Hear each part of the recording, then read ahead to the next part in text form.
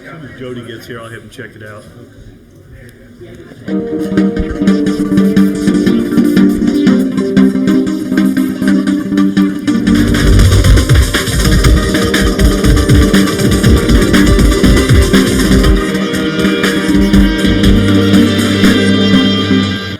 Good evening and welcome to our June board meeting. The Board of Trustees of the Cypress-Fairbanks Independent School District is now convened in our regular meeting on Monday, June 27th, 2016 in the boardroom of the Cypress-Fairbanks Independent School District Instructional Support Center, 10300 Jones Road, Houston, Texas at 6 p.m. I want to welcome the members of our audience and our television viewers to this meeting of the Board of Trustees. As the Cypress-Fairbanks Board of Trustees, we are here to set goals, listen to reports from the superintendent, approve budgets, contracts, personnel appointments, and make policy for the district. It is not the role of the board to make day-to-day operational decisions. The management and day-to-day operations of the district are the responsibility of the superintendent. We have policies and procedures in place to resolve concerns and issues. This is a public meeting of the Board of Trustees, not a meeting of the public. Prior to this meeting, board members received information related to items on tonight's agenda. Agenda items will not necessarily be handled in the order listed on the notice. The meeting is open to all who wish to attend and hear the matters discussed. During the course of this meeting, the board may determine that a closed session is necessary. In that event, the board will meet in closed session to consider matters duly posted for this meeting as permitted by sections 551.071 to 551.084 of the Texas Government Code. These proceedings are airing live on CFTV Channel 16 and CFTV online on the district website. They are also rebroadcast throughout the month on Channel 16 and available as video on demand on the website. For the tape to adequately reflect the proceedings, I respectfully ask that you please refrain from talking while others are speaking and that all cell phones are turned off or in silent mode. Thank you for taking the time to join us this evening and for your interest in the Cypress-Fairbanks Independent School District. Do we have any members of the Community Leadership Committee here? Kelly? What is Kelly's last name? Kelly, I just drew a blank on your last name. Ray. Thank you. Kelly Ray is here. Kelly, would you stand up so we can applaud you for being here? Yay.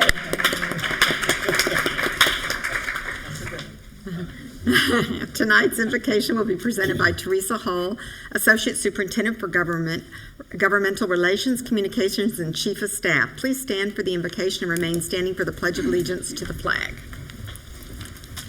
Let us pray. Dear Heavenly Father, as we gather here today, we ask that you guide and direct our meeting so that it is full of wisdom, productivity, and respect for one another. We come to you this evening to ask your blessing on the Board of Trustees as they make budget and other business decisions. We thank you, Lord, for our recent graduates, and we ask that you be ever present in their lives as they leave our schools and head for new frontiers. And Lord, please watch over our students and their families in the weeks ahead and guide each day as they enjoy their summer break. Please keep them safe and healthy. And in your name we pray. Amen. I pledge allegiance to the flag of the United States of America and to the republic for which it stands, one nation, under God, indivisible, with liberty and justice for all. You may be seated.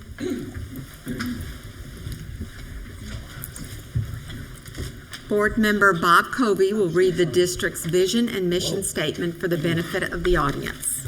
Yeah, okay. I didn't know I had that.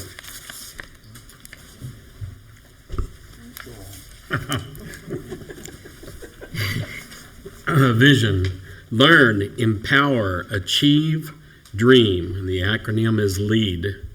The mission statement: the district shall maximize every student's potential through rigorous and relevant learning experiences, preparing the student to be 21st century global leaders.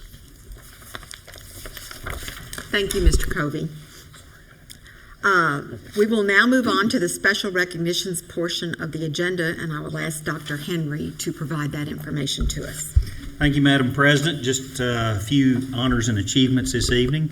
The CFISD community raised approximately $145,000 for student scholarships through the Cy-Fair Educational Foundation's 28th Annual B.F. Adam Golf Classic at Black Horse Golf Club in May. A little more than 2 years after partnering with Sci-Hope and the CFISD Food Service Department to launch the Lunch Superhero Account Program for district students, Feed the Future Forward founder Kenny Thompson delivered a $2,000 check to Sci-Hope to help keep the fund replenished. Thompson, Sci-Hope, and the food service team collaborated on the Lunch Superhero Account Program to dissolve the alternative lunch program and ensure no student goes without a hot meal. Ray Zepeda, Associate Athletic Director for Cypress-Fairbanks ISD, has been named the new CFISD Athletic Director.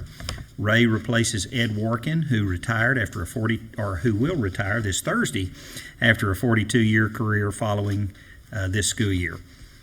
Lynette Bellamy, the Director of Instruction at Cypress Ranch High School, was named the new principal at Libai Middle School. Bellamy replaces Dr. Patty Mooney, who will retire at the end of the 2015-16 school year. Raise Your Hand Texas announced this week that Watkins Middle School principal Dr. Jose Martinez will be among 95 principals participating in a summer leadership program at the Principal Center at the Harvard Graduate School of Education. CFISD schools gave nearly $84,000 to the Leukemia and Lymphoma Society's Student Series programs in the 2015-16 school year.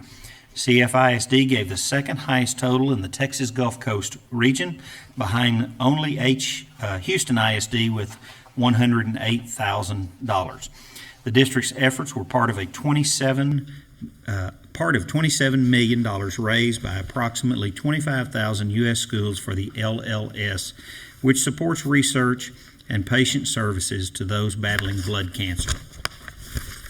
The U.S. Department of Agriculture's Food and Nutrition Service recently awarded Cypress-Fairbanks ISD a One in a Melon Award for administering an exemplary farm-to-school program. Only one school district in each state was selected for the award by receiving the most public nominations.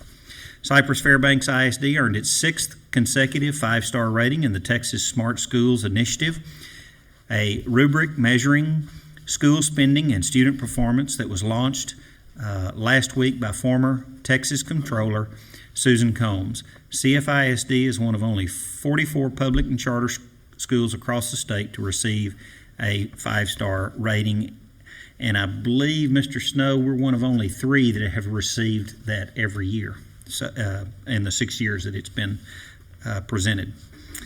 The 8th grade team, the Gravity Stoppers from Smith Middle School, and the 10th grade Rockets team from Cy-Fair High School enjoyed repeated success as third-time winners during the Global Finals tournament held at the University of Tennessee in Knoxville. The Global Finals featured 1,464 teams competing in the world's largest celebration of creativity. More than 17,000 people representing 20-plus countries came together for the event. 3 CFISD students received a surprise on May 19th when a representative from the Stonegate Homeowners Association delivered for the inaugural Darren Goforth Memorial Scholarship. The Jersey Village High School Air Force Junior ROTC Unit Texas 20017 earned the Silver Star Community Service with Excellence Award for 2015-16, the 4th highest award among 60 that cadets may earn. In baseball, the Langham Creek High School baseball team completed a dream season on June 10th in Round Rock, losing a 2-0 game to a tough Dallas Jesuit team in the UIL Class 6A state semifinal at the Dale Diamond. 151 CFISD tennis athletes qualified for the Academic All-District 17-6A tennis team, and 52 CFISD student athletes qualified for the Academic All-District 17-6A boys golf team. Thank you, Madam President. Thank you, Dr. Henry. The board will now recess so that a public hearing may be held. Now, we're going to have a presentation on both of these topics. but I just want to make you aware of the process that we're going to use if you have any questions. If any patron wishes to address the board pertaining to either the 2016-17 budget or the Children's Internet Protection Act, CIPA, for the internet filtering and internet safety, Mrs. Ray will have those blanks available, and she's standing right there. So if anyone in the public wants to have questions on that, please get a form from Ms. Ray. Each speaker will be given 2 minutes to address the board. Bob Covey, Secretary of the Board, will be the designated timekeeper. The public hearing, the board will hold a public hearing on the adoption of the 2016-7 budget at 6 p.m. tonight, and the presenters are Stuart Snow and Karen Smith. Mr. Snow. Thank you, President Goya, members of the board, and Dr. Henry. Is my mic on? No. Hello? Is it on now? Yes. Okay. Thank you. The purpose of this presentation and public hearing on the 2016-17 budget is to provide detail to the board and the community the administration's recommended general fund, food service, and debt service operating budgets for the fiscal year 2016-17, as well as to provide the community an opportunity to make comments regarding the budget. And at this time, I would like to turn it over to Karen Smith, our Assistant Superintendent for Business and Finance, for the presentation. Thank you. Thank you, Mr. Snow. President Mongolia and Dr. Henry, I'm pleased to present to you the 2016-17 proposed budget. As Mr. Snow mentioned, that the public hearing is so that patrons can make comments regarding the district's budget. The factors influencing the budget process this year are below, and this year has been a very tough year for the district in preparing the 2016-17 budget. Not quite as difficult as it was in 2009-10, in 10-11, and 11-12. However, it has been a tough year for us. The reason why it's been so tough is the decline in the oil prices, which trickle down and have affected the economy of the district. Also a decline in the student enrollment growth rate, as well as the opening of new facilities, which would include for the district this year, Cypress Park, the Transportation Center, the Ag Center, and the Natatorium. And what happens is the bonds, they actually fund the building of those schools, but the general fund budget is what's responsible for the operating costs, the routine operating costs from year to year for those new facilities. And then a slight decline in the property value growth rate, as well as the school finance law that it is, as it is currently today. The goals of that we utilized to prepare this year's budget is that we wanted to propose to you a balanced budget, preserve quality of instruction and services, compensation plan to help recruit and retain staff, high priority on staff security and safety, as well as protect the district's operational infrastructure. And that would include capital outlay as well as our furniture, fixtures, and equipment replacement schedule. When Mr. Snow presented the preliminary budget to you in May at the May board meeting, he expressed that he had a concern about being able to adopt a balanced budget. In fact, he presented a slight deficit at that time. However, we are very pleased to present to you tonight a balanced budget. The reasons influencing the way we were able to adopt or presenting to you a balanced budget is additional property value information that we received from the Harris County Appraisal District. This included information on our utility and commercial property that we had not yet received the complete values at that time. These values usually come in May, therefore the values that we had received were preliminary values at the time. Also, we funded various 2016-17 requests. These are one-time requests that were requested. We were able to move about $4.1 million of those requests into 2015-16.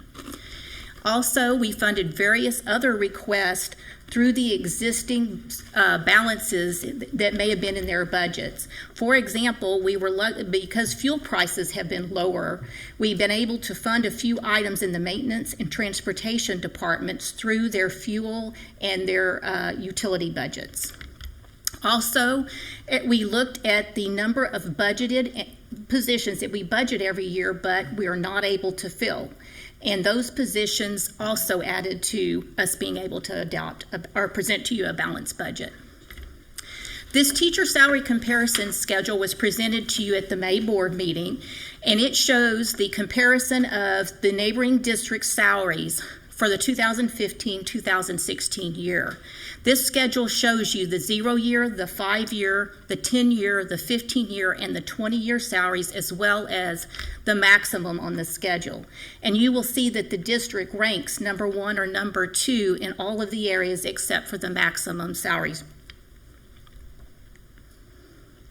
The plan for the 2016-17 budget includes a starting teacher salary of $52,025.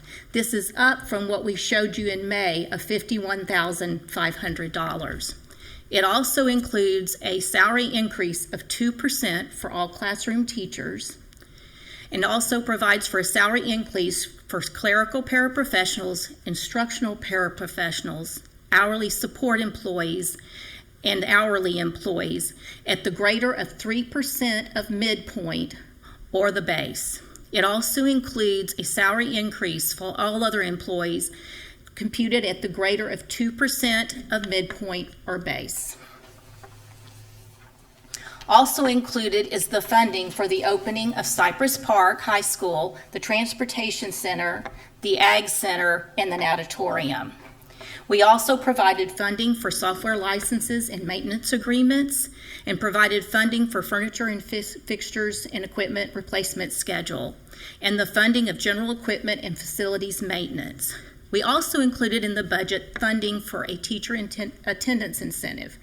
The district currently has approximately $11 million in substitute cost every single year. We're hoping that this teacher incentive proposal may help us reduce those costs. Right now, the plan is in its preliminary stages, but what we're planning to do is offer an incentive during the first semester as well as the second semester.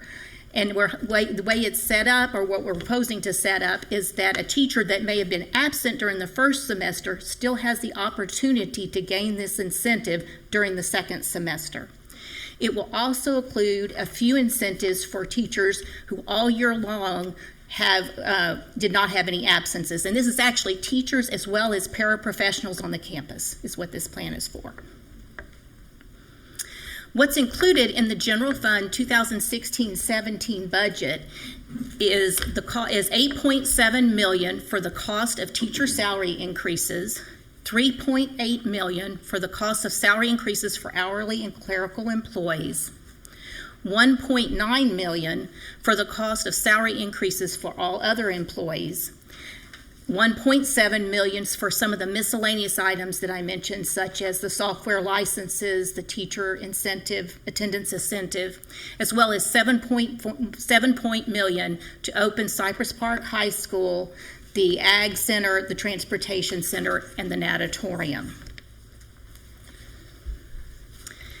The district is required every year to adopt a budget for the general fund, the debt service fund, and the food service fund. The general fund 2016-17 budget, as well as the staff compensation plan that we're asking you to adopt, includes the general fund revenue sources of local revenues of $510.7 million, of which a majority of it, $499 million, is made up of local property tax revenues. The remainder of local revenues reflects miscellaneous revenues such as tuition, gate receipts, etc. We also have state revenues of $377.3 million. A majority of this reflects state aid, and then $38 million of this number reflects TRS on behalf payments. The federal revenues are the SHARS revenues that the district receives, and that is $6.4 million. And other sources of $200,000 reflect sale of property, for a total revenues of $894,552,484. The general fund operating expenditures are made up of payroll cost, contracted services, and contracted services are the utilities, audit cost, as well as some of the other miscellaneous repair costs that we might have. General supplies and materials, other operating, and capital outlay. As you see, payroll costs reflect 86.92% of the budget for $777,601,135. Contracted services reflects 52.7 million of the budget, and then supplies and materials and other operating both reflect a little over 31 million of the budget. For a total balanced budget of $894,552,484. The general fund expenditures must be adopted by function, and the functional expenses are on the next 3 pages. I'm not going to go through each and every one of them, but I do want to draw your attention to several items. First of all, you will notice as we go through the next 3 slides that a majority of the district's expenditures relate to instruction, with 67.02% spent on instruction. That's $599.6 million. Then you will see general administration of $16,473,098 only reflect 1.84% of the district's total budget. That in comparison to the statewide average of about 3.5%. Also, this budget reflects a administrative cost ratio of about 3.8%. And the administrative cost ratio is calculated by looking at instructional leadership and general administration divided by instruction, media services, staff development, and guidance and counseling. Then on the last slide, the other governmental, that reflects the appraisal district fees that we pay to Harris County Appraisal District, with the budget still a balanced budget of the $894.6 million. This slide pie graph shows you how it's a good picture of showing how a majority of the district's expenditures are spent on instruction. If you take and look at the instructional amount as well as instructional support, it reflects 82% of the budget. If you take district operations and add that into there, which is for transportation, security, and maintenance and operations, which support the campuses, that makes up a total of 96% of our budget. The debt service budget reflects the principal and interest payments that the district will be making in August of 2016 and February of 2017. Those payments are the cost of $176,096,864. The revenues brought in to cover those costs are the property taxes of $167.4 million. You will notice that the existing debt allotment is 0. We do not receive that allotment anymore. And then the INS hold harmless. That reflects the home harmless amount the district is receiving because of the increase in the homestead exemption of $10,000. And then the federal subsidy that we receive on our Build America bonds and our qualified school construction bonds of $4.9 million. For total revenues of $176,096,864. The food service budget is self-supporting. The revenues and expenditures, as you can see, are balanced at $60,996,663.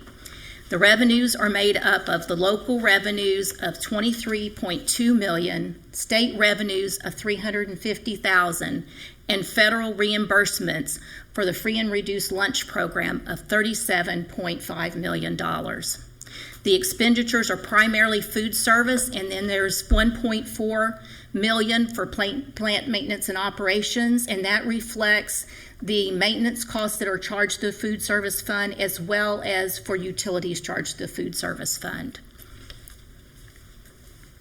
The proposed tax rate is a dollar total of $1.44, with the maintenance and operation rate of $1.04 and the interest in sinking or debt service rate of 40 cents. This rate is unchanged from the rate the actual tax rate for 2015-16. We will be coming back to you at the October board meeting once we have values from the Harris County Appraisal District to adopt the tax rate. Now I'm ready to answer any questions that you might have on the budget. All right, let's start with the board, and then the audience will have further time to get their questions to Ms. Ray. Starting at this end, any questions? Just a comment, Stuart and Karen, I'm happy that you were able to find more money for teacher salary increases. They deserve it. Thank you.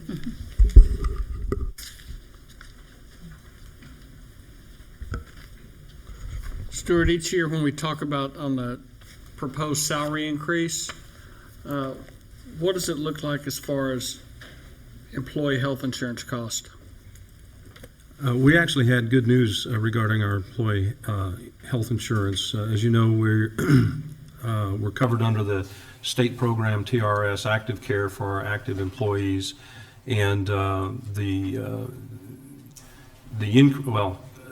what we were notified just a few weeks ago was that the majority of our employees who are covered under our Active Care 1 HD. There is no increase in the premiums under that program.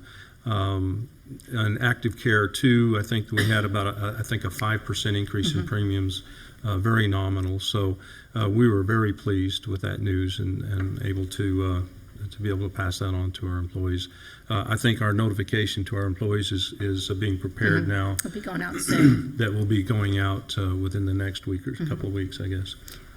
Now this, Because typically in the past, you've been forced to juggle between, well, we're giving a pay raise, but we're increasing premiums to the employee, their participation as well. I'm glad to hear Correct. that we're not And if having you recall, last year, we proposed a certain salary increase, and then when we received the notification from TRS on the increases in the premiums, we made it kind of a 11th hour decision to see if we could bump up those salaries to help offset that larger than expected increase. So the increases this year were actually, like Stuart's, were between 0 and 5%, depending on the plan. Last year, they were between 5 and 14%. So, and they also adjusted the deductibles last year. So the deductibles remain the same. So we were really pleased with the news we got. And then one additional one. As far as the on the projected starting salary for new teachers, would we still be number one in that category compared to our neighboring districts, or where would we fit as far as that goes? Well, we really don't know what our neighboring districts are proposing. We've reached out to them, and they're not really willing to give us the information. Some of these neighboring districts have an August 31 year end, and so they're not required to adopt their budget until the end of July, or the end of August, I guess. August, yeah. We do know that Spring is really the only district that is on that chart that we showed you of our neighboring districts, the districts that we compete with primarily. Spring is at $51,760, so quite a bit below what we're proposing on our starting teacher salary. So we're hopeful that we'll still be very competitive with those starting teacher salaries, but we just don't know what those ranges are going to be as of yet. I'm sure we will. I mean, as long as we don't have to be at the top, but as long as our philosophy's always been be close. Right. we will be, because an HISD, I looked out there today, and theirs remain the same at 51,500. So, but most of the districts have been telling us they're looking at raises, between, 0.5% to 3%. So we feel like we're in the range with all the other districts. Some of the districts that we know of that have disclosed what their starting teacher salaries are that are higher than ours are primarily those districts down in the near the Gulf and near the port, and most of those are Chapter 41 school districts, such as LaPorte and Barbers Hill, and they're actually Small districts. they're small districts and have typically had starting teacher salaries and salaries of other positions greater than ours anyway. So, but we don't compete with those districts at all anyway. Y'all did a great job on this, by the way. Thank you. Mark, did you want to say something about the salary? No, I was just going to comment on the salaries that Don touched on and Karen kind of touched on it. Just, we have a little informal survey at a superintendent's meeting in June every year, and everyone was looking, like Karen said, between 1% and 3%, and we're already ahead of most of those, and certainly the ones we compete against, HISD, Katy, Klein, we will be at the top or right there with them. We don't have to offer hazard pay. No comment.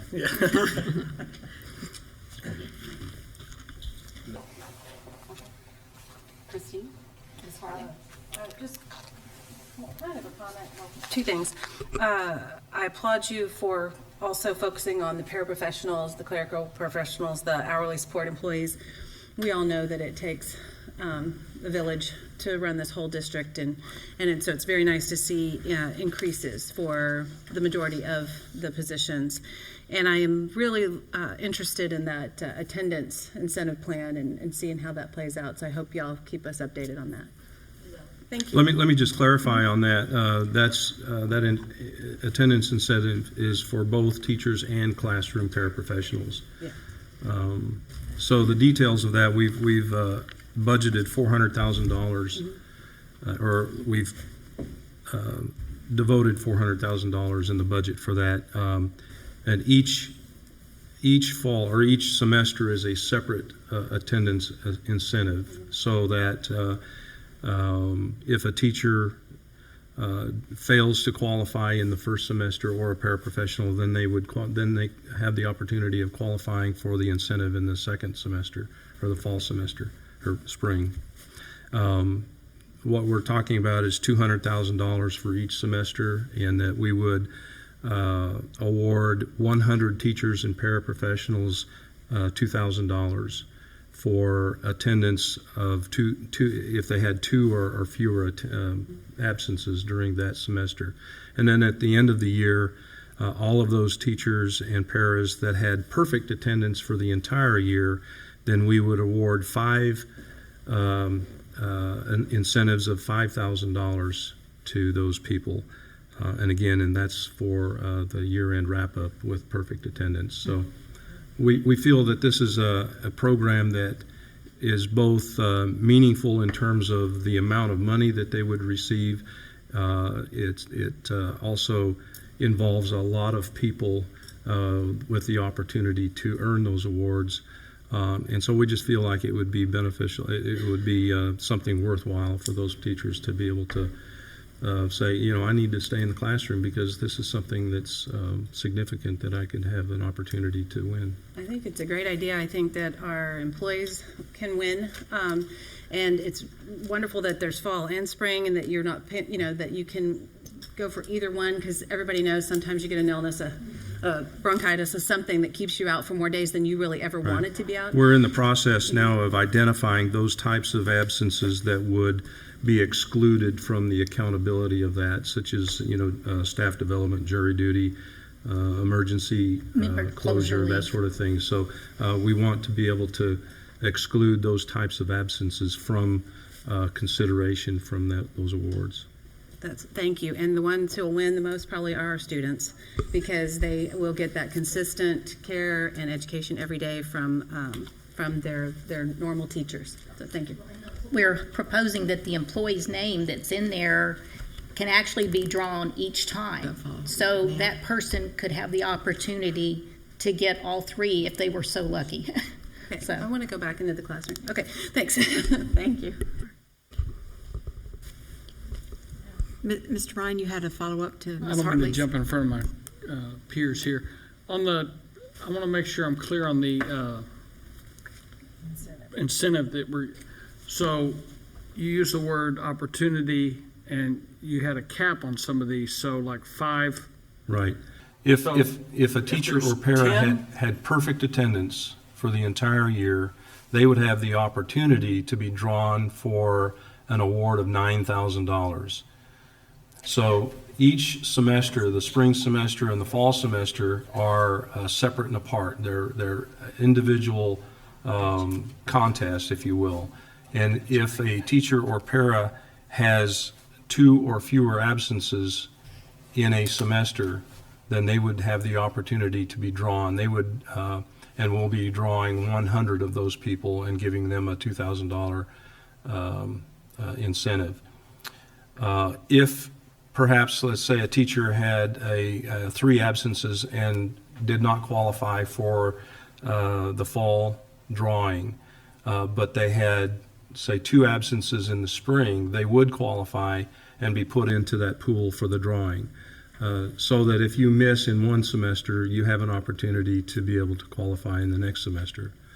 And then at the end of the year, those paras or teachers that had perfect attendance for the entire year, obviously they would have qualified for drawing in both of those semesters' drawings, but they would also be qualified for the end of year drawing to receive $5,000, and we'll draw 5 of those people.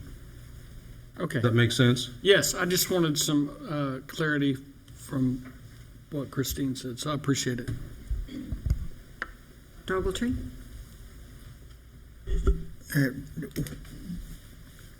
What do we spend a year? How much does it cost the district for substitutes? I can understand the incentive program, just so everyone can get a dollar figure on that. $11 million is about the annual cost. That's good. So I really hope the incentive program works. It would really help reduce our costs. The other thing, Stuart, the raise, the proposed raise that we're going to give our teachers, in a dollar figure, what does this cost the district? This 2% and 3% midpoints and all that. The cost for the teacher salary increase was $8.7 million.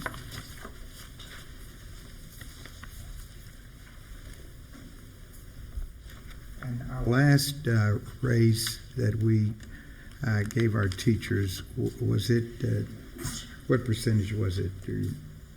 It was actually a set dollar figure of, I believe it was 16. Close to $1,700, I believe. 1,600. Yeah. Which averaged out to over 3%. All right. Thank you.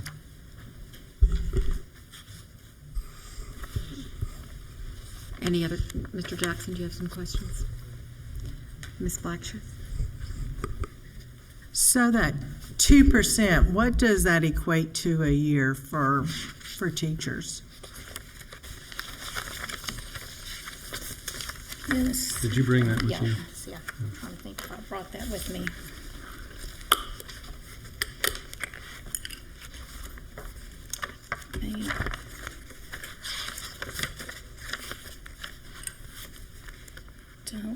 I don't think I brought that with me. Okay. I believe that was the salary schedule you had, Stuart, I believe. Right. Let's see. And approximate's okay too. I was wondering that for teachers and for paraprofessionals. Just offhand, and I'm looking through my email because I had it in here, but I can try to pull it up. But it averaged, if I recall, well, it ranged from about $575 to close to $800. Of course, it depends, obviously on the teacher salary. Right. Okay. Thank you.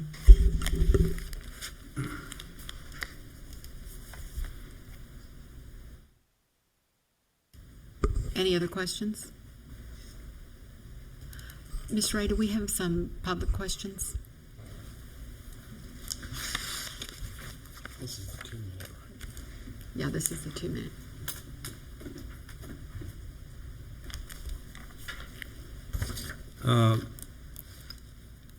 Ms. Blackshear, I do have that information for you. I was able to pull that up. It ranged from step 1 on the hiring schedule, which is the lowest for the first-year teacher, $505, ranging to, $665. I was a little high on my high end. So, and the average, let's see. No, I'm sorry. I'm reading the wrong column. That's the step difference. Okay, it ranged from 1,030 to 1,573. So the average over all 50 steps is $1,293. I apologize for the confusion on that. Sounds a whole lot better. Yeah. Yeah, I did too. All right, we do have one person that would like to pose a question. David Wilson, if you'll come up to the podium here. Comments, I'm sorry. Thank you. Mr. Wilson? Yeah, I was going to ask, am I making statements or can I ask questions? You actually are making a statement. You're making comments. Okay. All right. Then, okay, I'm going to make a statement and a question I'm going to put in there. If you want to answer it, you can. I noticed in the first slide that came up, the total revenues and expenditures of the balanced budget is $894 million. And it was mentioned, I didn't write it all down, but the federal portion of that was 0.7%, which seemed awful low. And then came around, we were talking about the food service budget, and it was like $37 million is being contributed by the federal. Now, is that in addition to the $894 million or not? I was a little confused there. It seemed like things didn't add up, so maybe if you could answer that. And then my one comment that I wanted to make, I had talked to Mr. Snow and Ms. Hull probably 2 years ago now with regards to seeing what we could do to pay teachers for performance. We have some exceptional teachers that I would like to see paid higher than and given raises higher than the 3%, because I would like to see us start something where we're paying for performance like a lot of what happens in industry.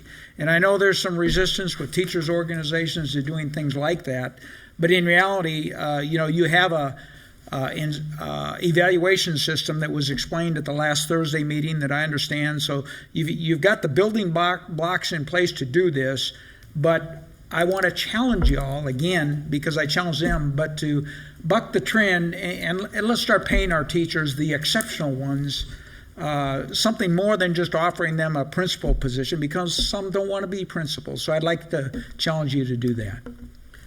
Thank you. Thank you, Mr. Wilson. Do you want me to clarify that? Yeah, I would like the clarification on slide 1. We're only required to adopt a budget for the general fund, the food service fund, and the debt service fund. We receive about close to $70 million of special revenue funds that are federal, state, and local grant money, and which the food service fund is a part of that. The $6.4 million of federal revenues in the general fund are just those SHARS revenues that we're required to account for and record in the general fund. But again, about $70 million of grant money is recorded in the special revenue funds, and we're not required to adopt a budget for those. Thank you for that. Any further questions from the board about the budget at this time? All right. We do have a second public hearing. The board will hold a public hearing on the Children's Internet Protection Act, CIPA, for internet filtering and internet safety. Our presenters tonight are Stuart Snow and Frankie Jackson. And if the public has questions, we'll use the same process. Ms. Ray will be glad to give you some information on how to address comments to us. Thank you. Again, the purpose of this public hearing is to inform the community of the district's policies and practices in connection with the Children's Internet Protection Act. for internet filtering and internet safety. Although we're not required to conduct this hearing annually, we just feel that it's important to communicate to our community every year that we are doing everything in our power to protect our students in an electronic environment. And so that's the purpose for this hearing and presentation. So at this time, I would like to turn it over to Frankie Jackson, our Chief Technology Officer. Good evening, President Mingoya, Board of Trustees, and Dr. Henry. I'm honored to represent our team in leading a public hearing about the Children's Internet Protection Act for internet filtering and safety. Staff helping me to prepare this information includes Paula Ross, our Director of Network Infrastructure and Communication, Greg Rhodes, our Network Management Operations Manager, and also Gloria Cooper from Student Services, as well as Becky Cook from Instructional Technology. This topic spans multiple areas, and I wanted to make sure that I gave them recognition.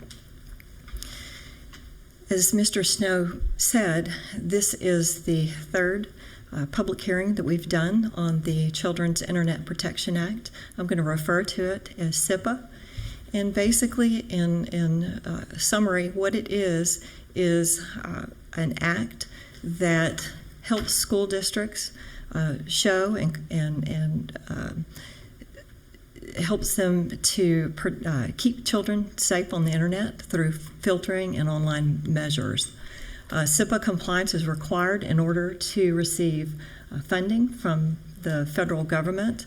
Specifically, one example is through E-rate funding, which is a very large funding source that we hope to be receiving in the near future for some of our technology purchases. You can see that part of CIPA includes that we give a public hearing at least one time. Mr. Snow has been very careful to make sure that, as he said, we are being completely transparent in showing what type of protection measures we have in the district to help keep our students safe. This is the third public hearing that I've given on this topic starting in 2014. The purpose of our public hearing is to validate how we comply with CIPA, and I'm going to be talking about 4 specific areas: protection, policies, education, and governance. So if we start off first to talk about what type of protection measures we have in place, we have a very robust CIPA-compliant internet firewall and content filter. We use Fortinet. It basically serves as a brick wall around the internet to help keep our students and our staff safe on the internet. So if we really look at what that device does, and in our case, because our district's so large, we have multiple devices, it provides an automated way to provide low-level filtering based on user access control and in categories of websites. So it basically serves as a funnel and blocks at the application level and separates requests made to the internet that is categorized and reviewed and assessed based on these categories, which can then be blocked. So if we look at some of the categories that we block for students, you can see that we have categories locked down for specific age groups of our users, which could include staff, students, and even students at various levels. So for example, we have students at elementary schools that have a different profile than middle schools, and also for high school students. And then even for staff, we have various profiles so that some users can have greater access on the internet than others. This summer, we have some additional protection measures scheduled. This is not to talk about all the technicalities, but to show you that we take this very serious. We have, like as I said, work going on this summer where we're looking at configuring firewalls for disaster recovery. We're configuring a second set of firewalls to funnel wired network traffic, as well as researching options for providing additional inspection of inappropriate content. Internet, website, those that publish on the internet are getting very tricky in terms of how they're trying to make content available. Some of that's inappropriate, and it's a constant struggle to balance between what we block, who we block for, and at the same time keep our internet traffic flowing so that we can provide the best speed possible, because it can come to a screeching halt depending on the different types of categories and the different types of analysis that we're doing on all of those websites, especially during peak periods of the day. This is literally hot off the press as of just today. You can see that we're focused in some areas looking at internet zoning and partitioning. It could be very similar to a highway access road where different types of traffic goes on faster lanes versus those that are safe and partitioned to go straight on through at a faster rate. We're also looking at making firewall improvements, and we're doing traffic flow analysis. So this is an area that we focus on daily to assure that our students are safe on the internet, and we offer the best speed available. Additionally, we have the ability through our content filter to run reports so that we can look at user traffic.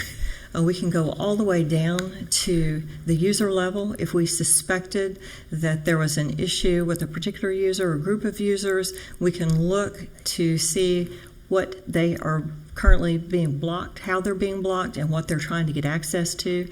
And we often get those types of requests. So having these types of tools available to help us to keep our students and staff safe are extremely important.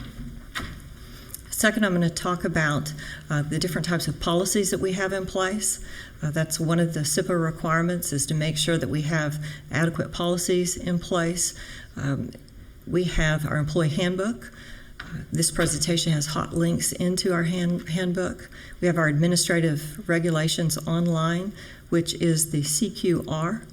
In addition, we have a student handbook and student code of conduct, all of which talk about the SIPA internet safety compliant measures related to consent requirements, systems access, responsibilities, monitored use, approved web pages, network etiquette, on down to what we do in terms of terminating accounts, training, risk, user responsibilities, even student work, photographs, and inappropriate use, and additional levels of security. So all of those components are included in our policies, and we adhere to those strict policies that help guide and keep our students safe on the internet. We also have education. Student Services provides education in project safety courses that teach students about online behavior, including interactions about social networking, inappropriate websites, chat rooms, and cyberbullying. These are becoming increasingly more important as the years go by, because social networking is part of our students' lifestyle. We have courses that are on a 3-year rotation with project safety lesson rewrites and revisions based on the new social media products that are available that students are using. Our lessons are differentiated by grade level, and they're also interactive and inclusive of engaging activities. And they're consistently updated. So, for example, you can see in 2016-17, Student Services will be revising high school lessons, 17-18 will be revising elementary school lessons, and 18-19 will be going back and looking at elementary school lessons. Here's some examples of how a course might be presented related to cyberbullying.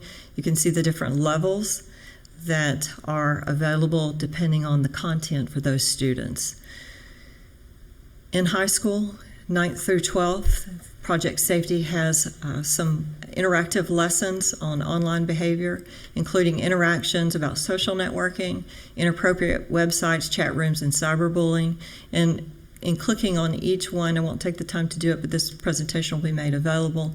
We'll hot link you into the different types of lessons and classwork that's available related to project safety for our high school students. Additionally, new this year, we are starting digital citizenship starting in August with teachers to train in Professional Development Week, and then for students, Instructional Technology is looking at elements of digital citizenship that will be embedded into the core subjects of our instructional areas, such as English, math, science, social studies, and it's an ongoing conversation and subject that will be threaded through all content areas. Lastly is governance. We have a governance committee. This is now, we've just completed our third year. Those are the members that are part of our committee. You can see we have our legal counsel to representatives from technology, from instructional technology, from our core areas, and also representation from our campuses. This committee meets 3 to 4 times a year and addresses hot topics related to keeping students safe. And we have used this as our means to govern internet content management and filtering, and it's worked very well. We're on our third year. It was formed in 2014.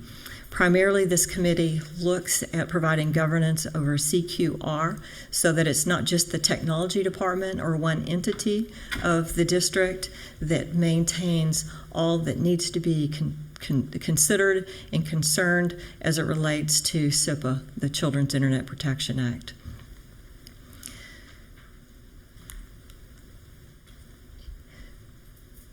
We have a summary of what we accomplished in 2015 and 16. We'll be starting up again in September.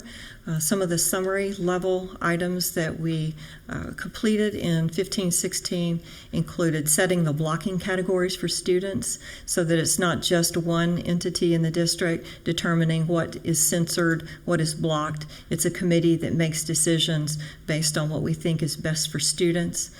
Also setting filtering profiles for staff and students, as well as setting those grade level profiles that are customized for elementary, middle, and high school students. Additionally, we've improved the process for requesting, blocking, and unblocking requests, because if there is a site or content that does need to be blocked, we want to be able to make the request for any user, whether it be a staff member or teacher or a student, to make that request very quickly and get that site, if it's inappropriate, blocked as fast as possible. So with that, I'll entertain questions. Do we have any board questions, starting at this end? Ms. Hartling? Somewhat of a statement. What a huge umbrella you guys have to cover everything underneath it. I really like the digital citizenship being brought into the core subjects. You know, at Lone Star, my students are brand new, and I talk about how much technology is really going to play a part in their future, and so I applaud that component. And I just was thinking about that it's a tough job to keep everyone safe, but then also provide the speediest, internet service to our teachers and students, because as we push them to use technology as part of their education, because it is part of our world, we've got to make sure that we maintain the quickness and the speed with which they can do it. So I just applaud the job y'all are doing and appreciate you keeping us safe and speedy. Thanks. Any other questions on this side? I do. Mr. Kobe? Frankie, I'm challenged in all of this, but I also, like Christine said, I applaud you in what you're doing and what your whole group is doing, and I'm looking forward to going into the schools and hearing them say, wow, our internet is just fast as it can be. We're loving it, so I'm glad we're having that changes. I guess where I'm having a little bit of confusion is in our move to bring your own technology into the classroom, how do you control what is on these kids' technology when they bring it in? The students actually, when they bring their technology in, if they are a student, they are provided a network access account. So they're actually logging in with their account and being filtered through our firewall that is provided and working throughout the district, so that they're basically on the ramp to be safe and secure.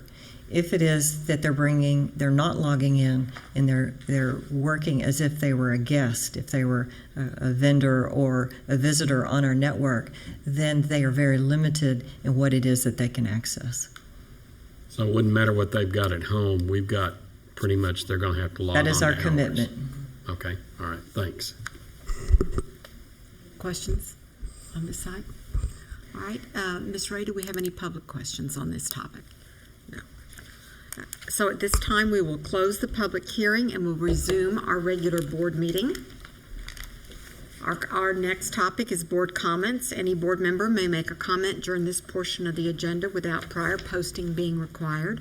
Comment items may not pertain to the character of any student, staff, or board member and may not be discussed or deliberated upon at this time. Mr. Covey? Just a couple of things.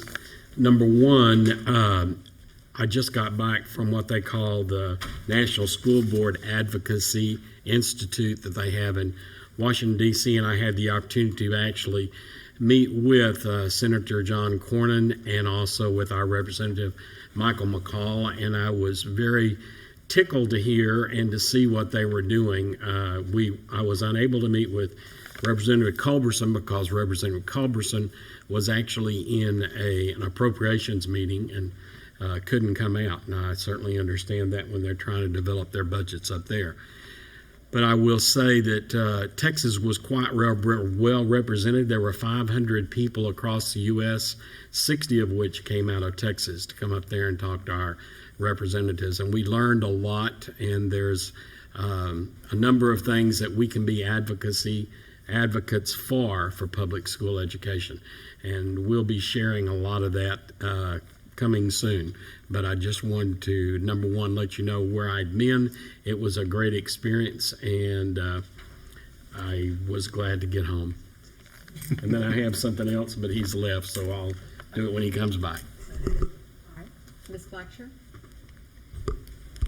I would like to congratulate all of our 2016 graduates this year and say what an honor it was for me to be able to participate in such a joyous occasion for them.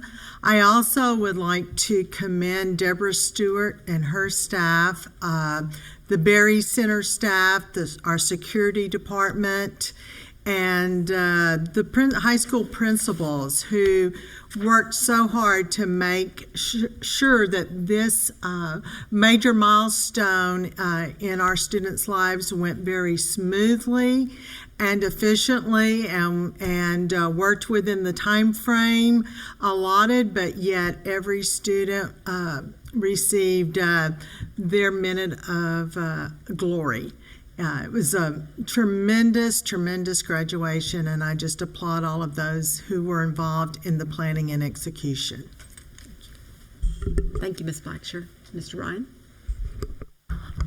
Mark, you had mentioned during your comments earlier about Ed Workin retiring, and I just wanted to make a comment about what a remarkable job he's done for us. I mean, it's truly amazing. I had more comments from campus athletic coordinators, positive comments on Ed and his team, so I'm just very grateful for the job that he did, and I really think that y'all have an excellent replacement, so I'm thrilled about that as well. So thank you very much. Thank you. Dr. Ogletree? Ms. Hartley? Oh, I just kind of wanted Back on Ms. Blackshear, I just want to give a shout out to all of our teachers that have taught our seniors. I have a whole new group of them this summer. They graduated from our schools Thursday, Friday, Saturday, and they showed up at Lone Star on Monday, and they have just got it going on. And so you've done a great job. And then I just want to wish our own Bob Covey a happy birthday this week. Yeah, let's not talk about it. Actually, we have two very important birthdays this week. We have Dr. Henry's birthday, and we also have Mr. Covey's birthday. Would we like to sing happy birthday? No. How about I got a feeling? It's not on the agenda. I do that dance in my car. We were going to have a cake with candles, but the fire marshal was like, no. Nope. My goodness. Mr. Covey, did you want to make another statement? I did. Probably a lot of you don't know, but I'm going to congratulate Tom Jackson, who will be graduating from Leadership TASB this weekend at the Summer Leadership Institute. I know Dr. Ogletree and I have gone through this program. It is a year commitment. It is an amazing opportunity to get to meet people from across the state and to work closely with them, to hear some awesome speakers, and you just learn a lot. And it kind of opens up your eyes as to what's going on in the state as far as education. And the commitment I know was hard, but Tom, congratulations. Congratulations, Tom. Would you like to make any board comments? All right. Our next part of our agenda is citizen participation. Patrons who have, we don't have any citizens participation, so I don't even think I have to read all that. So that's great. During the committee of the whole meeting on Thursday, June 23rd, 2016, we received 2 reports. The first one was a report on the Cypress-Fairbanks ISD demographic update completed by Population and Survey Analyst, PASA. And the second was a written report on the School Health Advisory Council, SHAC, annual activities. So I wanted everyone to be aware that we did receive those reports. Also, during the committee of the whole meeting, it was a consensus of the board that the following items be approved as submitted or amended. Let me first comment that item 7A8 was removed from the agenda. All right, so our consensus items, the following items, let's see. The board will consider approving the tax refunds of $500 for greater for Cypress-Fairbanks ISD. The board will consider approving the minutes of the May 16, 2016 meeting. The board will consider awarding bids and contracts and/or authorizing purchase orders as recommended in the posted agenda item. 1, appliance repair parts. 2, art and miscellaneous school supplies. 3, art paper. 4, athletic, all activity student accident insurance. 5, beverages. 6, building alert system. 7, desktop computers. 9, dry grocery. 10, fire alarm and smoke detection with voice evacuation. 11, food services equipment. 12, frozen and refrigerated foods. 13, fruits and vegetables. 14, ice cream. 15, milk and juice. 16, office supplies. Public address system for Reed Elementary is 17. 18, school liability, privacy and information security and automobile insurance renewal. 19, security courier services. 20, software for STAR test analysis. 21, software license and maintenance renewal and expansion. 22, structural pest control. 23, workers' compensation stop loss renewal. B, the board, the budget amendments for the period of April 1st, 2016 through June 30th, 2016. C, a resolution for the commitment of the district's fund balance. F, approving the district's investment policy and investment strategy, the investment officers of the district, and the independent sources of instruction related to investment responsibilities for the investment officers of the district and investment training hours. the administrator's request to pilot the Cy-Fair Teachers Appraisal System, CFTESS, at identified campuses. First reading additions, revisions, or deletions to district policies, including 1 BE local board meetings revision, CKE local safety program risk management security personnel revision, DNA local performance appraisal evaluation of teachers revision, and 4 FFAC local wellness and health services medical treatment revision. And approving on second reading additions, revisions, or deletions to district policies, 1 DBD local employment requirements and restrictions conflict of interest revision, 2 DH local employee standards of conduct revision, 3 DIA local employee welfare freedom from discrimination, harassment, and retaliation revision, EEH local instructional arrangements homebound instruction revision, 5 FB local equal educational opportunity revision. I think that's the last one in that series. Approving the 2016, this is K, 2016 Harris County Protective Services Interlocal Agreement with the Harris County Protective Services for Children and Adults to provide community use services for students and families in the CFISD area.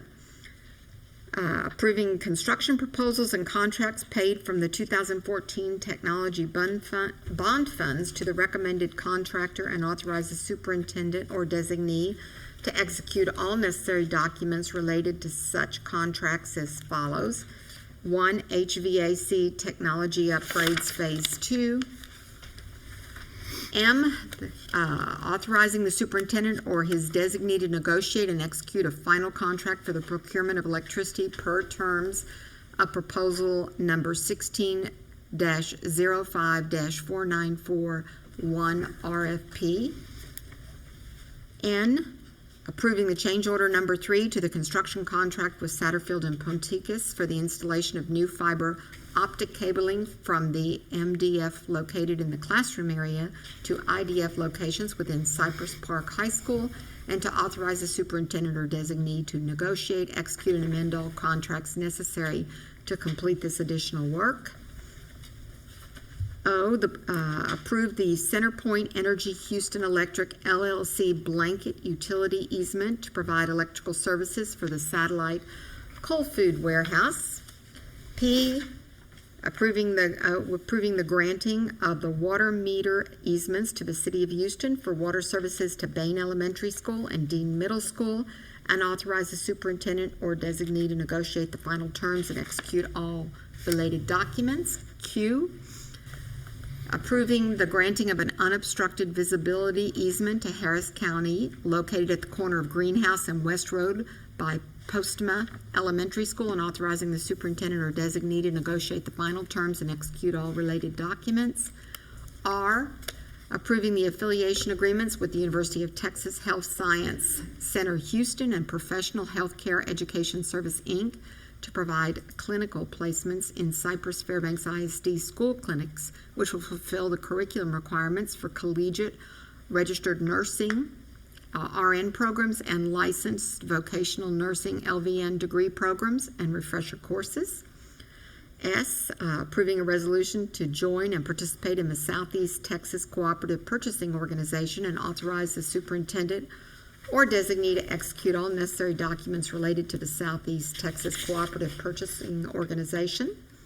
T, approved an update of the district's hazardous traffic conditions resolution as required by TEA to receive supplemental transportation funding.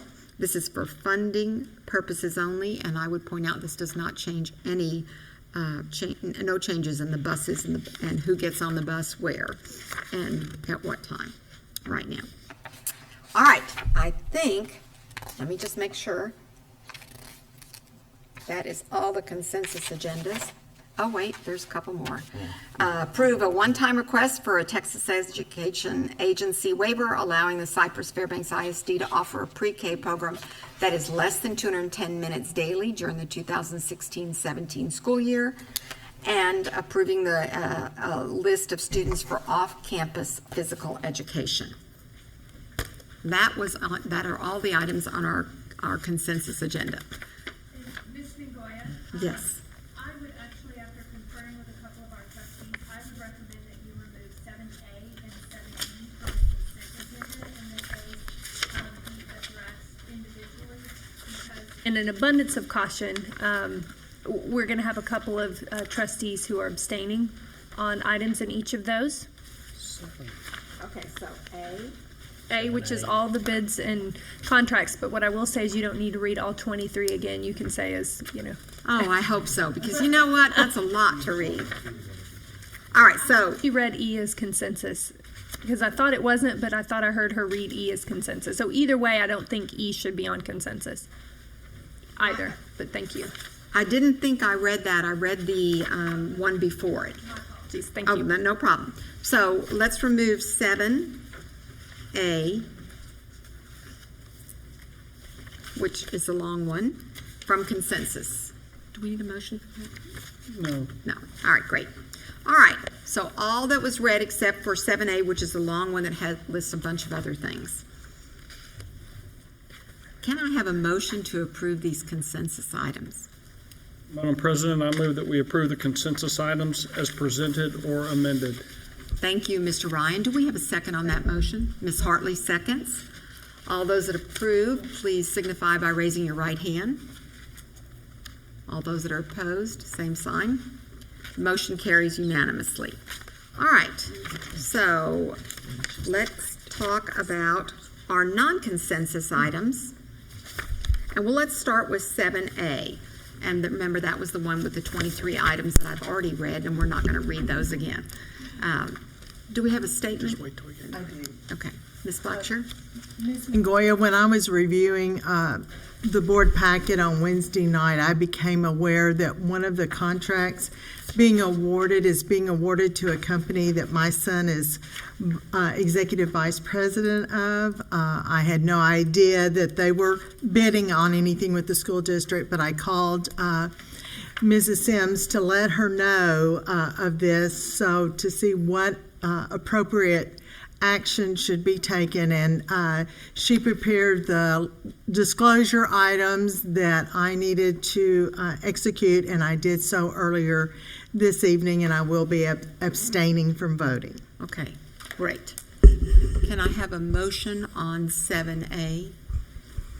Madam President, I move that the board award bids and contracts and our authorized purchase orders as recommended in the posted agenda item. Thank you. May I have a second on that? Second. Dr. Ogletree seconded that. All right, so we do have someone abstaining from that. Ms. Blacksher will be abstaining. All those that agree, please signify by raising your right hand. Those that are opposed by the same sign. That is unanimous with Ms. Blacksher abstaining. Thank you. All right. All right, the board will consider the adoption of the 2016-17 budget. Are there any additional questions at this time? I just want to make two quick comments. Dr. Henry? Just two quick comments. One of them is a question for Stuart, so I apologize, Stuart. But in 2014, we had our bond election that passed, and we told the taxpayers what we would possibly be raising the tax rate. And of course, I saw the proposed tax rate up there that won't be officially proposed until October. But would you give us what you anticipate based on what we promised the taxpayers, and then where we actually are in the third year of our program? Sure, thank you. Am I still, okay, there we go. When we were estimating the tax rate to be able to pay for the $1.2 billion of bonds, in addition to that, we also had $700 million left in our 2007 authorization. So essentially we had about $1.5 billion of bonds to sell over the next 6 years, and we anticipated a worst-case scenario of an increase in our INS tax rate for debt service of 4.5 cents. At that time, our INS tax rate was 41 cents. We are immediately after that, we lowered our tax rate to 40 cents. It's been 40 cents ever since. We're anticipating a 40-cent INS tax rate for 16-17, and if our estimates projections hold true for the remaining 6 years, or the 6-year period of our bond program, we may be able to sell all of that $1.5 billion without any increase in our INS tax rate.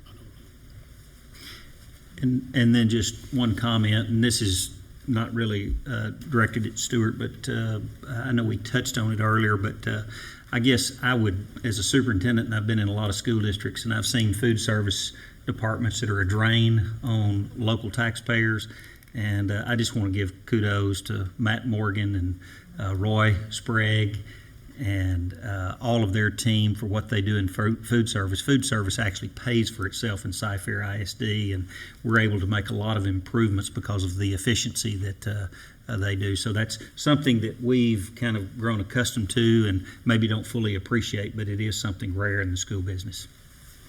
That's all. All right. Can we have a motion on this item, please? Did we already do? No, we didn't get a motion. Oh, yeah, I went out of order, I'm sorry. President Mongoya, I move that, Lord, I've lost my place. Yes, the board adopt the 2016-17 budget. May I have a second? Second. Ms. Hartley seconds. Any discussion? No further discussion, right? All those that approve, please signify by raising your right hand. That motion carries unanimously. All right, that brings us to E, which was the one that Marnie was concerned. Do you want to make a comment on this one, Ms. Sims? I'll defer to Mr. Jackson, but I was going to say, again, as you alluded to on Thursday, he worked with council and in an abundance of caution, I have advised him specifically regarding an affidavit and extension, and I'll let him share what he wants to share regarding that.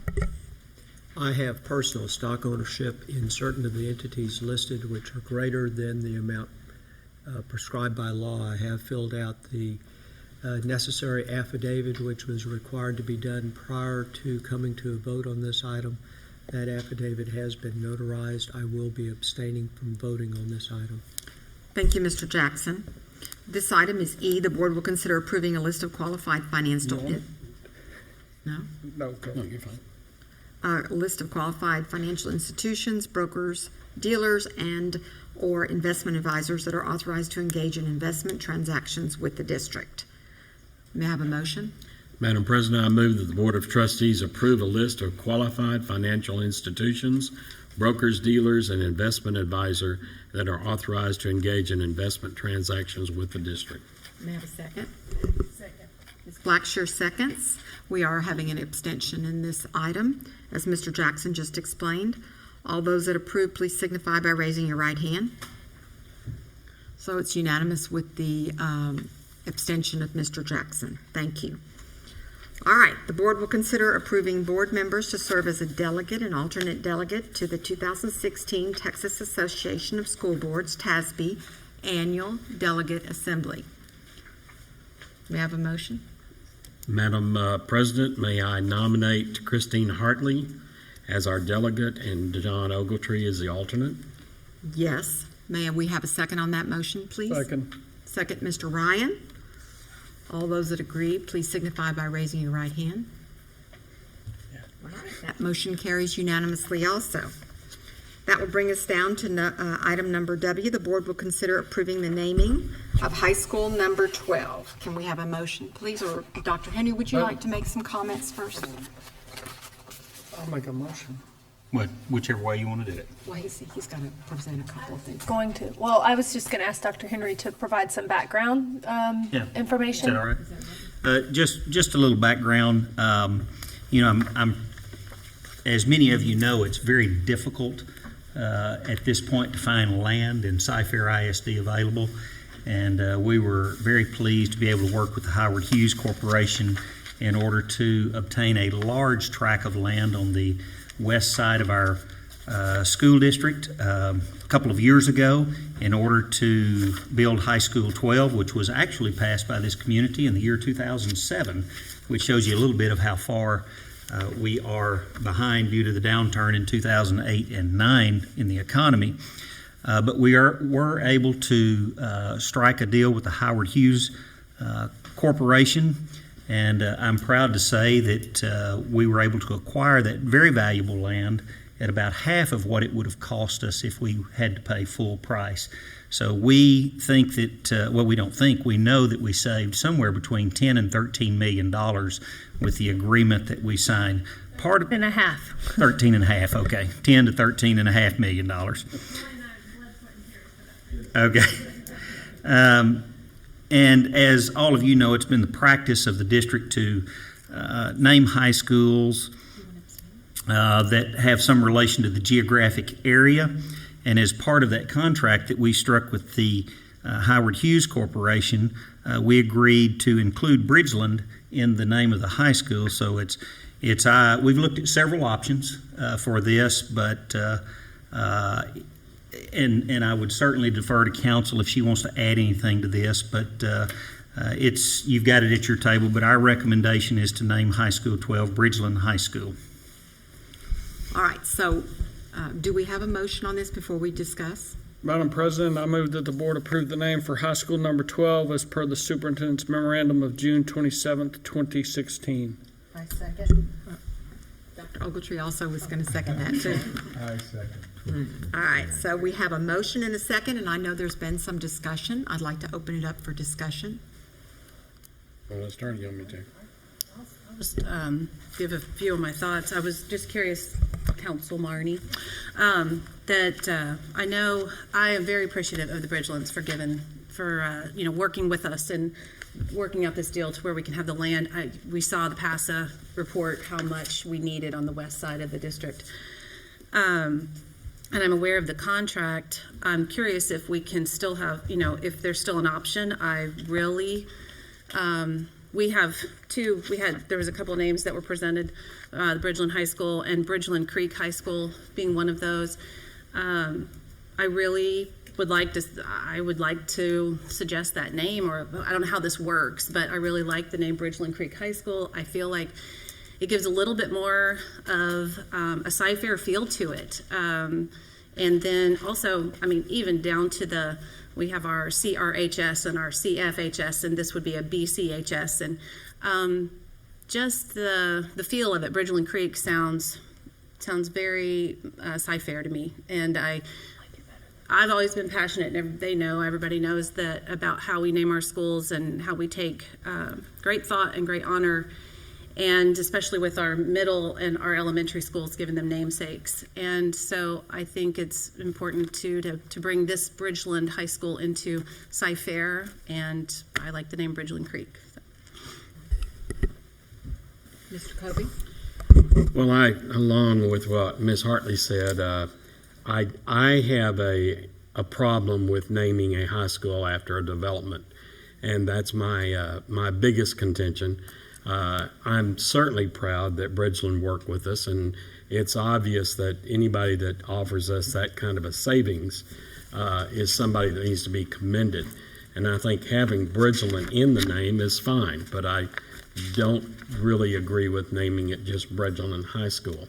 I would lean more toward either the Bridgeland Creek, which I think that there is an actual street that is named that close to it. I don't know that there is an actual Bridgeland Creek, but I feel sure with the rains we've had, we can name one that. So there's no telling. But really, I just have a strong feeling that way. But I will go along with whatever the board decides that they want to do. That's my position. But I did want to state what my feeling was. Okay. Thank you, Mr. Kobe. Are there some other comments? Ms. Blackshear? Just that since, serving on the bond committee in 2014 when we first began well, actually, we talked about high school 12. We already knew it was going to happen. And not being part of the board when the land was acquired, in my mindset, I've always just thought of it as Bridgeland High School because of the area where it is located. Jersey Village High School is located in Jersey Village, and Langham Creek High School is located in the Langham Creek area of Cy-Fair, and I fully support naming it Bridgeland High School. I don't personally see any issue with it. Thank you, Ms. Blacksher. Any other comments? Mr. Jackson? Being one of the very early residents of Copperfield, I can remember meeting with, along with other Copperfield residents, with the superintendent at that time, before high schools were being built, and requesting that a high school be named with Copperfield in it, calling it Copperfield High School. That request, of course, was turned down.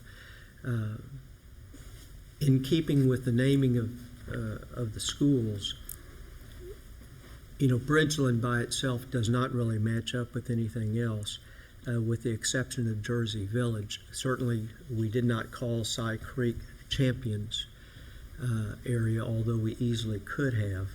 So I would prefer having an additional name as part of this high school. Bridgeland Creek certainly works, but Bridgeland, anything else, would I would be supportive of it as well. But Bridgeland by itself, I would have difficulty supporting. Thank you, Mr. Jackson.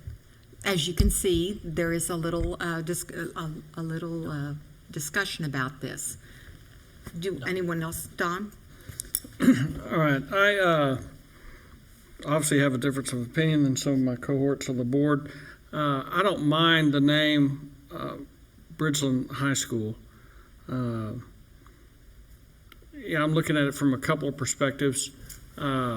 We have a couple of creeks. I know we have several Cys. But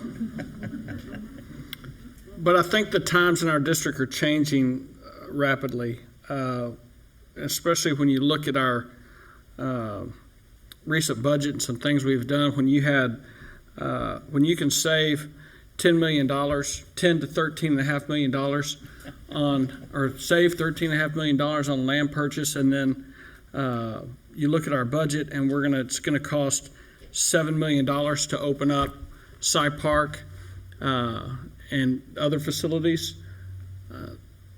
That's a huge amount of money and a huge savings. It's a very creative way to generate additional funds. Whether I know that we're looking at some different pools that we're talking about there, but then we have our stadium naming rights that we just did with the Cy-Fair Federal Credit Union. I commend the administration for actually going out and looking at separate additional ways to generate revenue. And in doing so, with this budget proposal that we had, we haven't talked about taking the homestead exemption from our taxpayers. We haven't talked about raising the tax rate to try to meet some of these needs that are tough to meet with the funding, our current funding situation that we have.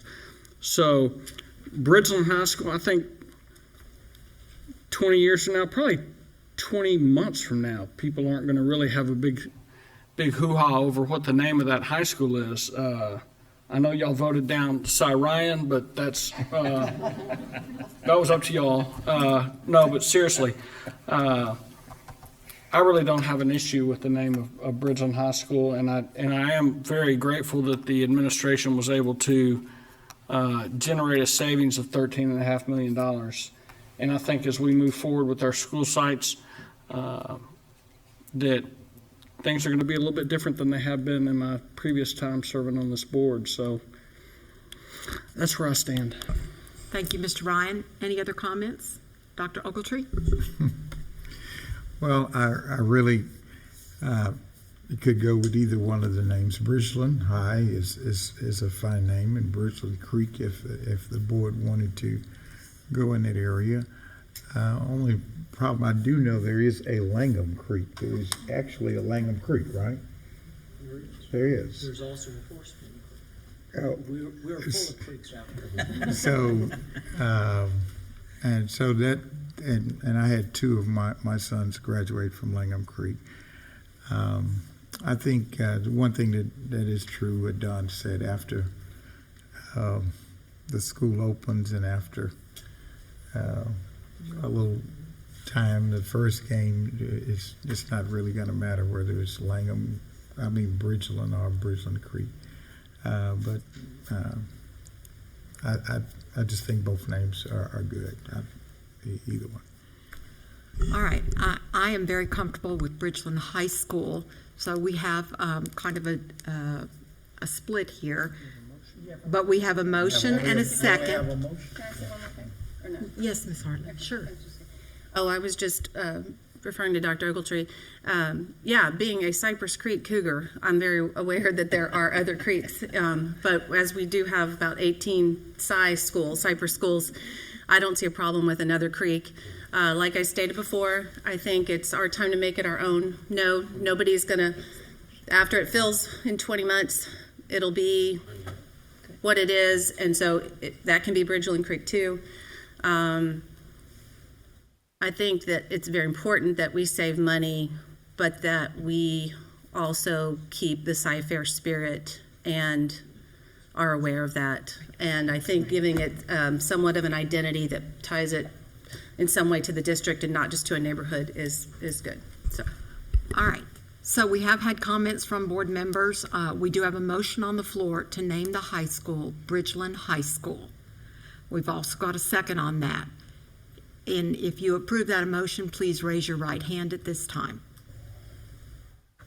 And it carries with me as 4. If you're opposed to that motion, please raise your right hand, same sign. So this motion does carry 4-3. Thank you for everybody's comments. I know that this was a subject that we were all interested in expressing our opinion about. All right, we do have one item, an addendum on our agenda that was added and posted appropriately last week. The board will consider giving notice to Beatrice Chapa that her term contract has been non-renewed. There is no need for a closed session on this, I don't believe. Any board members have that need? May I have a motion, please? Madam President, I move that the board consider giving notice to Beatrice Chapa that her term contract has been non-renewed. May I have a second, please? Ms. Blackshear seconds. All those that approve this motion, please raise your right hand. Motion carries unanimously. I think that concludes, oh, I bet you have some. Just a few comments. A few comments. Hang on. Let me get to that page. Superintendent's briefing portion of the agenda. Dr. Henry will make some comments and provide information. Thank you, Madam President, board members. 7,693 graduating seniors from the class of 2016 were awarded their high school diplomas at ceremonies held at the Berry Center. The graduation exercises were also broadcast live over Comcast Channel 16 or through live streaming on the district YouTube channel. Certainly, I've stated this publicly to several groups, it's really amazing our Board of Trustees and their participation in these events. It really is a 4-day marathon, but we have just almost 100% participation at every graduation ceremony, and certainly I appreciate our trustees participating in that. And even more important than that, though, I'm proud of our graduates and wish them every success in their future endeavors, and I know they're all going to make us proud as they further their education and careers. You get some incentive for our team. Yeah. Summer school started earlier this month, and we have over 11,000 students enrolled. And just to put that in perspective, 11,000 students is more students in our summer school than over 900 school districts have in our state. So that just tells you a little bit of how many students that we continue to educate through the summer. The 8th annual CFISD Rigor, Relevance, and Relationships Leadership Conference was held at the Berry Center June 8th through 10th. Approximately 1,300 administrators participated in the conference. including leaders from 95 districts across the state. The opening speaker was Manny Scott, one of the original Freedom Riders, author, and national speaker. The closing speaker was Dr. Adolph Brown, President and CEO of the Leadership and Learning Institute. And I heard many people, Dr. Macias, say that's the best person they've ever heard speak. So, other keynote speakers included national and international experts in education and authors such as Ron Hunter, Dr. Michael Ford, Heather Staker, Steve Gilliland, Eric Scheninger, Brad Wade, Dr. Anthony Mohammed, and Dr. Bill Daggett. Conference participants experienced cutting-edge technology in action with Ron Clark's presentation as a humogram. It was the first time this augmented reality technology was featured in an educational setting. The conference offered 91 different sessions on relationship building, working with students from poverty, best practices, instructional technology, and school safety. Additionally, on June 7th, we had approximately 950 teachers from CFISD, as well as other districts, attend the annual RRR Teacher Conference. The district would like to thank our best practices sponsors for their support: Cy-Fair Educational Foundation, Achieve 3000, Edgenuity, iStation, Explore Learning, McGraw-Hill Education, Promethean, Pearson, Houghton Mifflin Harcourt, and the Waymire Group. And I would add to that, congratulations to Dr. Linda Macias. I think this was her brainchild several years ago, and she, along with her staff, who I see many in our audience today, I'm kind of like a proud father when I walk around with Superintendent on my tag, and I get to say this is occurring in my district. So, Dr. Macias, thank you and your team for the work you do. And it's just another reason that Cy-Fair ISD is a destination because of that outstanding conference. This month, the district's food service department announced its 2016 schedule for the Seamless Summer Option Program. The program provides nutritious meals at no charge to all children age 18 and younger. Don, it's 18 and younger, at participating feeding sites. Those who wish to participate are invited to simply show up and enjoy a meal. Children do not need to register or get meal tickets, and neither proof of income nor age is required. More information is available on the district website at www.cfisd.net, or I will give you Matt Morgan's cell number if you need that later. Thank you, Madam President. Thank you, Dr. Henry. That concludes our board meeting for this evening. We are not going to have a committee of the whole or a board meeting in July, so we'll see you again in August. I believe our committee of the whole meeting is August 4th. Thank you very much and good evening.